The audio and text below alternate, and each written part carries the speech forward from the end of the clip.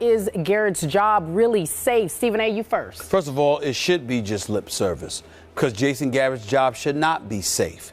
By the way, Jerry Jones, when I hopefully the Lord will bless me enough to live as long as he's lived right now, he looks good. I like the outfit. I like the shades. I like the outfit. Look real smooth, Jerry. No doubt about it. On top of it all, we all know that he's very adroit at business. He's an incredible businessman. I get all of that. I don't understand, Jerry, however. I totally understand how he would never fire himself as the general manager for the Dallas Cowboys, all right? But I don't understand this loyalty, this unwavering commitment to Jason Garrett. Yep. Jason Garrett was 5-3 in that 6-10 season that they had. They started out 1-7, okay? He's 5-3. Since he has been the head coach for the Dallas Cowboys, they are 8-8 both years, having missed the playoffs each time. You didn't get them to the playoffs once you took over, even though that was a 1-7 start, and we understand it. You didn't get them to the playoffs to the 2 seasons that you had. This is America's team. This is Big D. You've had all the talent in the world, can't get it done. Got one of the worst running games last year in the league, obviously because DeMarco Murray was a bit hurt, okay, and other guys didn't step up. And then now what happens? You're Jerry Jones, and you go into the offseason and you give Tony Romo a $108 million contract, $55 million guaranteed.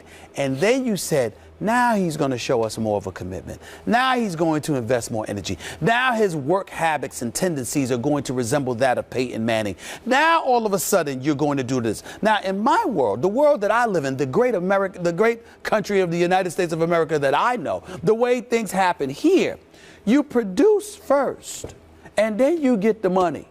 But in Jerry's world, you don't have to do that. What you can do is you can get the money first, and then you can produce. But it's even worse now. You can get the money first, then you can show us that you have the habits necessary to produce. This is embarrassing beyond comprehension. And anytime I'm talking about the Dallas Cowboys, Skip, I'm really joking. No, I mean, obviously I'm a New Yorker, so I don't root for the Cowboys. But I don't have anything against them. I'm just having fun, talking about football team. I don't think they could get it done the whole bit. But I'm very serious about this.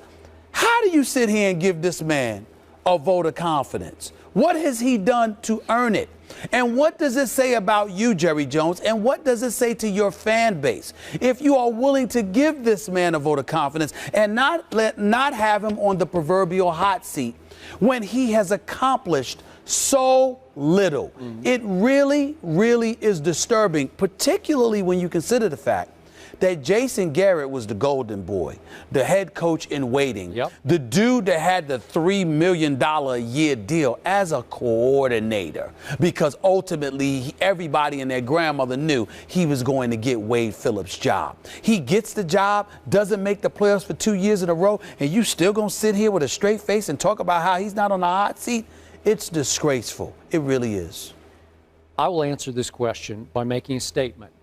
If Jason Garrett, as head coach, starts out 0-5, Armageddon will strike Jason Garrett, and he will be fired and replaced by a Bill Callahan, who was a head coach under Al Davis and got those Raiders in 2002 to a Super Bowl.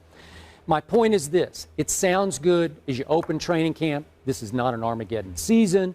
Jerry's saying all the right things. I think he does have a soft spot, which surprises me, for Jason Garrett. I know Jason. I like him, but he just has not produced. So what did Jerry Jones do? He stripped him of his play calling duties, so he undercut his authority with the players. The players are going to look sideways and say, well, I guess Jerry doesn't have a lot of respect here for this guy because you made another guy the play caller, and now you expect him, and Jerry keeps talking about, we want to continue the continuity here, extend the continuity like great franchises do, but in this case, continuity is just mediocrity, as you keep saying, right? Because you just keep going on and on with mediocre, mediocre, mediocre. I don't know how he's still the head coach. This franchise is too big. I still think it is America's team. It deserves better than this. I think Jason is in over his head. I said that about Eric Spoelstra once upon a time, but he did have LeBron and Dwayne Wade and Bosh. And I don't think that Jason Garrett has that kind of firepower to save him this year. Yeah, but that's not good enough, Skip, and here's why. If the argument was, where is your Super Bowl, you have a point. The argument is, where's your postseason appearance? Yeah. That's the issue here. And how much latitude would someone else have been given by Jerry Jones? See, at some point in time, and at some point in time, we'll discuss this in terms of the hiring of coaches. We'll get to that subject. But how much latitude do you deserve? If you are, this is the Dallas Cowboys. There is a certain standard and aura that comes with them. You have had one playoff victory in, 16, 17 years. Yeah. One. Okay? And that's just embarrassing. Which, by the way, was a repeat of your final regular season game at home against Donovan McNabb. That's right, the Philadelphia Eagles. So all I'm saying is that at some point in time, do you not have an obligation to them? Sure, you don't want to walk into training camp acting like it's Armageddon, but there's nothing wrong with walking into training camp and saying, you know what, I'm not getting any younger, and I'm tired of sitting here waiting. So everybody is on notice that they better get it done.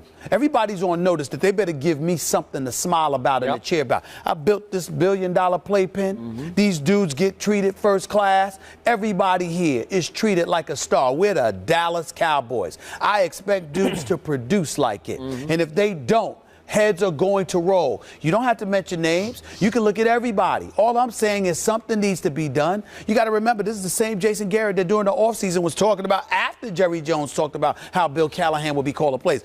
Jason Garrett like, I don't know. Yeah, who do you think you are? Yeah. You understand what I'm saying? You got to put that man in check. If it were anybody else, it would be. And so that's what disturbs me about it. And it's really disappointing because, believe it or not, football is a lot better when the Dallas Cowboys are near the top of the heap because everybody's like me, either wanting them to lose or with other people, you want them to win. There's no in between. There's no indifference, no apathy. And that's all I'm trying to say. I'm not enjoying, to see something like this. Yeah, you are. No, I'm not. Actually, I'm not. I mean, you grew up learning to hate the Dallas Cowboys. Well, what I'm saying is, but I like them to crash land. I don't like them to be at the bottom where I'm just walking over them because they're easy targets. I like them up here and everybody thinks they're going to get it done and then bow. I like that.